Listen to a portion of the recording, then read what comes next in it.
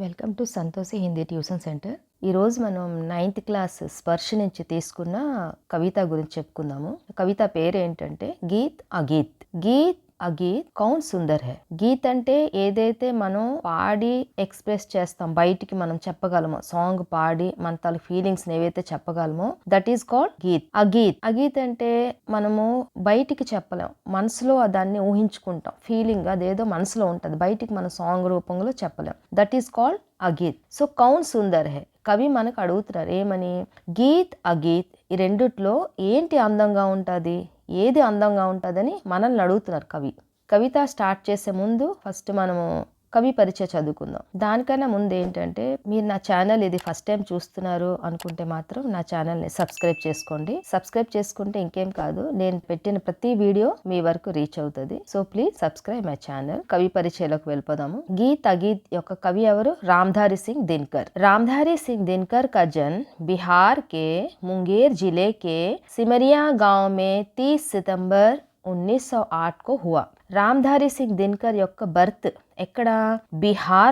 బిహార్లో ముంగేర్ అనే డిస్ట్రిక్ట్, జిల్లా means district, Munger అనే జిల్లాలో సిమరియా గాంవ్ మే, సిమరియా అనే విలేజ్ లో 30 सितंबर 1908 को हुआ. 30 सितंबर 1908 లో అయింది. वे सन 1952 में राज्यसभा के सदस्य मनोनीति किए गए हैं. ఆయన ఏంటంటే 1952లో ఆయన రాజ్యసభలో ఆయన్ని ఒక పర్సన్ గా అన్నమాట ఎంచుకున్నారు అంటాం కదా, లైక్ దట్. భారత్ సర్కార్ నే ఇన్హే పద్మభూషణ్ అలంకరణ సే భీ అలంకృత్ కియా గయా. అంటే ఏంటి?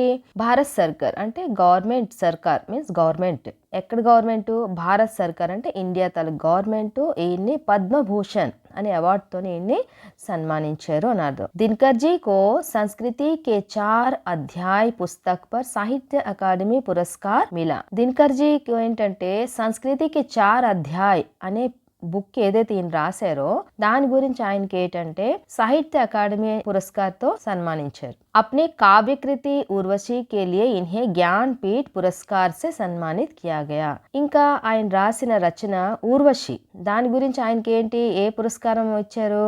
జ్ఞాన్పీఠ్ అనే పురస్కారంతో సన్మానించారు. వీటిలో కొన్ని క్వశ్చన్స్ అడుగుతాను నేను. దినకర్ జీ కా జన్మ కహా और कब हुआ?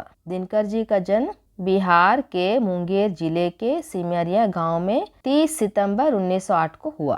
किस पुस्तक पर उन्हें साहित्य अकादमी पुरस्कार मिला है? संस्कृति के 4 अध्याय पुस्तक पर. किस काव्य कृति पर उन्हें ज्ञानपीठ पुरस्कार से सम्मानित किया गया है? उर्वशी के लिए. दिनकर की प्रमुख कृतियां हुंकार, कुरुक्षेत्र, रश्मिरथी, परशुराम की प्रतीक्षा, ఊర్వశి और సంస్కృతి के 4 అధ్యాయ్. ఈయన రాసిన కొన్ని రచనలు మాట, ఇక్కడ ఇచ్చిన నేమ్స్ ఇచ్చారు కదా, ఇవి ఆయన రాసిన కొన్ని రచనల పేర్లు. దినకర్ ఓజ్ के कवि माने जाते हैं. इनकी भाषा అత్యంత ప్రవాహపూర్ణ, ఓజస్వి ఔర్ సరల్ హై. దినకర్ జీ తాలూకా లాంగ్వేజ్ ఎలా ఉంటుంది అంటే చాలా ఈజీగా ఉంటుంది, ప్రతి ఒక్కరు కూడా అర్థం చేసుకోవచ్చు. दिनकर की सबसे बड़ी विशेषता है अपने देश और युग के सत्य के प्रति सजगता. दिनकर जी तालुका मेन क्वालिटी ఏంటంటే దేశ్ और युग के सत्य के प्रति सजगता. सच అంటే ट्रूथ ని చూపించడం మాట. दिनकर में विचार और संवेदना का सुंदर समन्वय दिखाई देता है. इनकी कुछ कृतियों में प्रेम और सौंदर्य का भी चित्रण है. ఈయన రాసిన కొన్ని రచనలు ఏంటంటే ప్రేమ और సౌందర్య అంటే ప్రేమ ఇంకా సౌందర్యం గురించి కూడా వర్ణించారు అని అర్థం. దినకర్ జీ कैसे कवि माने जाते हैं? दिनकर जी ओज के कवि माने जाते हैं. दिनकर की सबसे बड़ी विशेषता क्या है? इनके सबसे बड़ी विशेषता देश और युग के सत्य के प्रति सजगता. इनके कुछ कृतियों में क्या चित्रण होता है? इनके कुछ चित्रों में प्रेम और सौंदर्य का भी चित्रण है. प्रस्तुत कविता गीत अगीत में भी प्रकृति के सौंदर्य के अतिरिक्त जीव जंतुओं के ममत्व, मानवीय राग और प्रेम भाव का भी सजीव चित्रण है. ప్రస్తుత కవిత, ఇది ఏదైతే పోయం ఈయన రాశారో, గీత్ అగీత్ అనే పోయం ఏదైతే రాశారో దాంట్లో ప్రకృతికి సౌందర్యకి అతిరిక్త్ అంటే నేచర్ గురించి, నేచర్ అందాన్ని గురించి ఏదైతే వర్ణించారో అది కాకుండా జీవ్ జంతువుకే మమత్వ జీవ జంతువుల కే మమత్వ మీన్స్ జీవ జంతువు మీన్స్ యానిమల్స్ అని అర్థం, ప్రాణులు. జీవ జంతువుకే మమత్వ మీన్స్ మాతృత్వం అంటాం కదా, దాని గురించి కూడా చెప్పారు. మానవీయ రాగ్ और ప్రేమ్ భావ్ కా భీ సజీవ్ చిత్రన్ హే, అంటే ప్రేమ్ భావ్ అంటే ఒకరి పట్ల ఇంకొకరికి ప్రేమ భావం అవన్నీ కూడా చూపించారు. కవి కో నదీ కే బహావ్ మే గీత్ కా సృజన్ హోతా జాన్ పడతా హే. కవికి ఏంటంటే నదీకే బహావ్ అంటే ఏదైతే నది బహావ్ మీన్స్ ప్రవహిస్తుంటుందో దాంట్లో కూడా ఏంటంటే ఒక సాంగ్ పాడుతున్నట్టుగా ఆయనకి అనిపిస్తుంది. కవి కదా, ప్రతి దాంట్లో వాళ్ళు అంత డెప్త్గా ఆలోచిస్తారు కాబట్టి వాళ్ళకి అంత తెలుస్తుంది. సో అనిపిస్తుంది, ఏమనిపిస్తుంది, సాంగ్ పాడుతున్నట్టుగా అనిపిస్తుంది. దేని గురించి, ఆ నది ఏదైతే ఫ్లో అవుతూ వెళ్తుందో దాంట్లో కూడా తను సాంగ్ పాడుతున్నట్టుగా కవికి అనిపిస్తుంది అని అర్థం. తో సుఖ్ సుఖీ కే కార్యకలాపో మే భీ గీత్ సునాయి దేతా హే. సుఖ్ సుఖీ అంటే ఇక్కడ మేల్ ఫీమేల్ ప్యారెట్స్ వాటి గురించి ఇచ్చారు. కార్యకలాపం అంటే అవి చేసే మూమెంట్స్ ఏవైతే ఉంటాయో వాటి బట్టి కూడా అతనికి ఏంటంటే అవి సాంగ్ పాడుతున్నట్టుగా అనిపిస్తుంది. और అల్హా గాన్ ప్రేమితో గీత్ గాన్ మే నిమగ్న దిఖాయి దేతా హీ హై. ఇంకా కొంతమంది ప్రేమికుల గురించి కూడా చెప్తున్నారు. వాళ్ళు ఏంటంటే సాంగ్ పాడుతూ మొత్తం లీనమైపోతారు సాంగ్ లో కూడా, అది కూడా చెప్తున్నారు. కవి కా మాनना है कि गुलाब सुखी और प्रेमिका प्रत्यक्ष रूप से गीत सृजन या गीत गान भले ही ना कर रहे हो पर दरअसल वहाँ गीत का సృజన్ और గాన్ भी हो रहा है. కవి ఏమంటున్నాడంటే గులాబ్ మీన్స్ రోజ్, సుఖీ అంటే ఫీమేల్ ప్యారెట్, और ప్రేమిక అంటే ప్రేమికురాలు అంటాం కదా. సో ప్రత్యక్ష రూప్ సే గీత్ సృజన్ యా గీత్ గాన్ భలే హీ నా కర్ ఇవే వీళ్ళు ఏంటంటే మనసులోని ఆ ఫీలింగ్స్ని వాళ్ళు అనుభవిస్తున్నారు, అంటే ఫీలింగ్స్ని వాళ్ళు ఫీల్ అవుతూ ఉన్నారన్నమాట. సో అది వాళ్ళు బయటికి ఎక్స్ప్రెస్ చేయట్లేదు, మనసులోనే మౌనంగా లోనే ఫీల్ అవుతూ ఉన్నారు, బయటికి పాడి చెప్పుకోలేకపోతున్నారు. సో అవి కూడా ఏంటంటే ప్రత్యక్ష రూప్ సే గీత్ సృజన్ యా గీత్ గాన్ భలే హీ నా కర్ రే హో, అంటే మేబీ వాళ్ళు బయటికి ఆ సాంగ్ లో పాడలేకపోయినా సరే పర్ దరఅసల్ వహా గీత్ కా సృజన్ और గాన్ भी हो रहा है, అక్కడ కూడా ఏంటంటే సాంగ్ పాడుతున్నట్టుగా ఉన్నది. ఎందుకు, వాళ్ళ మనసులో అనుకుంటున్నారు, బయటికి చెప్పట్లేదు, బట్ మనసులో వాళ్ళ సేమ్ ఫీలింగ్ ఉంది.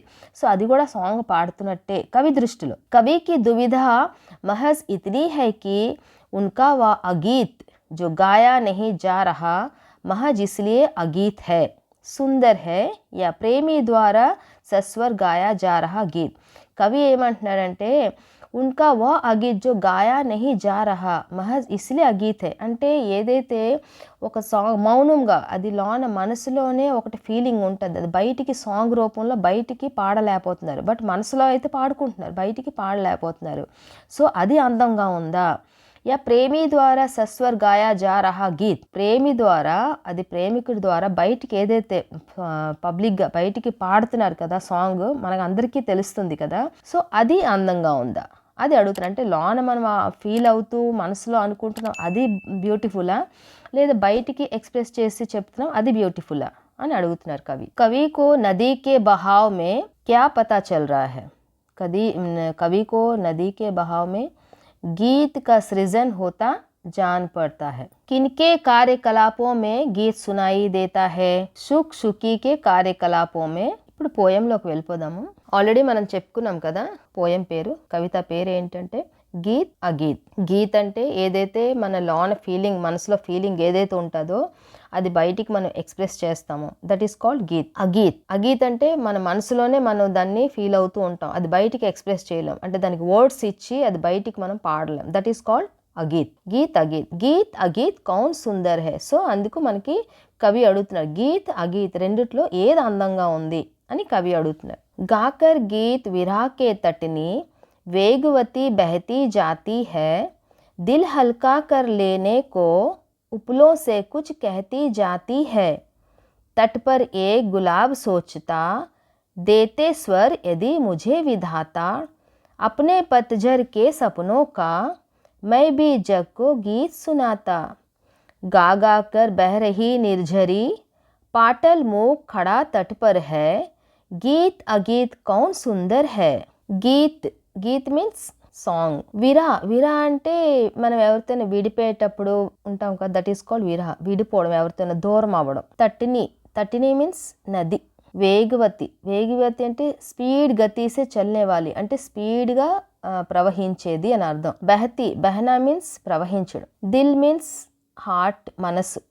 హల్కా, హల్కా మీన్స్ తేలిక అంటామా. ఉప్పులో, ఉప్పులో మీన్స్ కినారా. కినారా అంటే ఇప్పుడు ఎలాగ తీరం, బ్యాంక్ ఆఫ్ ద రివర్, నది తీరం అంటామా, దట్ ఈస్ కాల్డ్ ఉప్పులో. కహతి, కహతి, కహనా అంటే ఏదైనా చెప్పడం, అనడం. తట్ అన్నా కూడా అంతే, తీరం వస్తుంది కదా, నది తీరం అంటాం కదా అది. గులాబ్, గులాబ్ మీన్స్ రోజ్, తెలుసు కదా గులాబీ. సోచత, సోచన మీన్స్ థింకింగ్, ఆలోచించడం. స్వర్, స్వర్ మీన్స్ వాయిస్, గొంతు. విధాత, విధాత మీన్స్ లైక్ గాడ్, దేవుడు, ఈశ్వర్. పత్తిఝర్, పత్తిఝర్ అంటే ఆకులు రాలిపోయే సీజన్ ఉంటుంది కదా, ఆటమ్ సీజన్ అంటాం, ఆకులన్నీ రాలిపోతూ ఉంటాయి ఆ సీజన్లో, దట్ ఈస్ కాల్డ్ పత్తిఝర్. సప్నో, సప్నో మీన్స్ లైక్ మనం డ్రీమ్స్ అంటాం, కళలు అంటాం. జగ్, జగ్ మీన్స్ ప్రపంచం, వరల్డ్. సునాత, సునాత అంటే వినిపించడం, చెప్పడం ఏదైనా. గాకర్ గీత్ విరాకే తటిని వేగవతి బహती जाती है, दिल हल्का कर लेने को उपलों से कुछ कहती जाती है, तट पर एक गुलाब सोचता, देते स्वर यदि मुझे विधाता, अपने पतझर के सपनों का मैं भी जग को गीत सुनाता. सो गाकर गीत विरह के तटनी वेगवती बहती जाती है. गाकर, గాకర్ అంటే పాడుతూ, గీత్ విరాకే అంటే వేదనతో విడిపోయినప్పుడు బాధతో పాడతారు కదా, విరహ గీతం అంటాం కదా, అలా విరహ గీతం పాడుకుంటూ. తటిని వేగవతి, తటిని అంటే నది ఎలా వెళ్తుంది, వేగవతి చాలా స్పీడ్గా. బహతీ జాతీ హే ఫ్లో అవుతూ, అంటే ఫ్లో అవుతూ వెళ్ళడం అంటే ఏంటి, ప్రవహించుకుంటూ వెళ్ళడం. సో ఆ నది ఏంటంటే విరహ గీతం పాడుకుంటూ చాలా స్పీడ్గా ప్రవహించుకుంటూ వెళ్తుంది. దిల్ హల్కా కర్ లేనే కో ఉప్పులో సే కుచ్ కహతీ జాతీ హే. దిల్ హల్కా కర్లేనా అంటే మనస్సుని తేలికపరచుకోవడం, హల్కా కర్లేనా అంటే. కర్ లేనే కో ఉప్పులో సే కుచ్ కహతీ జాతీ హే అంటే వాటి తీరం, నది తీరం ఉంటుంది కదా, బ్యాంక్ ఆఫ్ ద రివర్, ఆ తీరాలకి ఏంటంటే తన మనసుని తేలికపరుచుకోవడానికి, తన మనసులో ఉన్న బాధని, అవేంటి తన కష్టసుఖాలని చెప్పుకుంటూ ఫ్లో అవ్వుకుంటూ వెళ్ళిపోతుంది అని అర్థం. సో గాకర్ గీత్ విరాకే తటిని వేగవతి బహతీ జాతీ హై, దిల్ హల్కా కర్ లేనే కో ఉప్పులో సే కుచ్ కహతీ జాతీ హై. అంటే నది ఏంటంటే, నది ఎక్కడి నుంచి వస్తుంది, స్టార్టింగ్ మనకు వచ్చేది కొండలపై నుంచి వస్తుంది, ఆ పర్వతాలపై నుంచి వస్తూ అది కిందని ఇలా ఫ్లో అవుతూ ప్రవహించుకుంటూ స్పీడ్గా అలా వెళ్తూ వెళ్తూ ఎండింగ్లో దేంట్లో కలుస్తుంది, సముద్రంలో కలుస్తుంది. సో తనేంటంటే ఆ నది అలాగా స్పీడ్గా ప్రవహించుకుంటూ విరహ గీతాన్ని పాడుకుంటూ స్పీడ్గా ప్రవహించుకుంటూ తన తీరాలు ఏవైతే ఉన్నాయో తన తీరానికి తన బాధలు ఏవో చెప్పుకుంటూ తన మనసుని తేలికపరుచుకుంటుంది. అంటే ఒక్కొక్కసారి ఉంటుంది కదా, మనం మనసులో ఏదైనా బాధ ఉంటే ఎవరికైనా చెప్పుకుంటే మనసు కొంచెం తేలిక పడింది అంటామా, లైక్ దట్ తన మనసుని తేలికపరుచుకుంటూ అలాగా వెళ్ళిపోతుంది. తట్ పర్ ఏక్ గులాబ్ సోచుతా, దేతే స్వర్ యది ముఝే విధాత. ఆ తీరాన ఒక గులాబీ ఉంది కదా, గులాబీ నిల్చుని తనేం ఆలోచిస్తుందంటే, సోచత ఆలోచిస్తుందంటే, దేతే స్వర్ యది ముఝే విధాత, ఒకవేళ భగవంతుడు ఈశ్వరుడు నాకు కూడా ఒకవేళ గొంతుకిస్తే, స్వర్ మీన్స్ గొంతుకు అంటే వాయిస్ ఇస్తే, అప్నే పతజర్కే సప్నోకా మై బీ జగ్కో గీత్ సునాతా. అంటే పతజర్ ఇప్పుడు ఎలాగా ఆకులు రాలిపోయే సీజన్ ఉంటుంది కదా, ఆకులన్నీ రాలిపోతాయి కదా, తను ఏమంటుంది, పతజర్కే సపునోక, దాని తాలూకా బాధ ఏవైతే ఉన్నదో అవి నేను కూడాను ప్రపంచానికి సాంగ్ పాడుకుంటూ చెప్తాను కదా. అంటే భగవంతుడు నాకు కూడా ఒకవేళ వాయిస్ ఇచ్చుంటే, స్వరం ఇచ్చుంటే, గొంతుకి ఇచ్చుంటే, నేను కూడా పతజర్ ఆకులు రాలిపోయే సీజన్ ఏదైతే ఉందో దాని గురించి నేను కూడా వర్ణించుకుంటూ, నేను కూడా పాటలాగా పాడుతూ ప్రపంచానికి చెప్పుకుంటాను కదా, వినిపిస్తాను కదా అని అంటుంది. గా గాకర్ బహ్ రహీ నిర్ఝరీ, పాటల్ మూఖడా తట్ పర్ హై, గీత్ అగీత్ కౌన్ సుందర్ హై. బహ్ రహీ అంటే ఫ్లో అవడం, ప్రవహించడం. గా గాకర్ అంటే పాడుతూ అని అర్థం. నిర్ఝరీ అంటే వాటర్ ఫాల్, లైక్ ఝర్నా అంటాం కదా. పాటల్ మీన్స్ గులాబ్, మూక్ మీన్స్ మౌనంగా, మూఖడా అంటే మౌనంగా నిలబడ్డం. తట్ మీన్స్ తీరాన్న అని అర్థం. గాగాకర్ బహ్ రహీ నిర్ఝరీ, పాటల్ మూక్ ఖడా తట్ పర్ హై, గీత్ అగీత్ కౌన్ సుందర్ హై. అంటే పాడుకుంటూ ప్రవహించుకుంటూ వెళ్ళిపోతుంది కదా నిర్ఝరీ అంటే వాటర్ ఫాల్, ఎందుకంటే నది ఎక్కడి నుంచి, పర్వతాలు కొండలపై నుంచి వస్తుంది కదా. అలా కిందకు వచ్చాక ల్యాండ్ మీద అలాగా ఫ్లో అవ్వుకుంటూ వెళ్ళి ఎండింగ్లో సముద్రంలో కలిసిపోతుంది.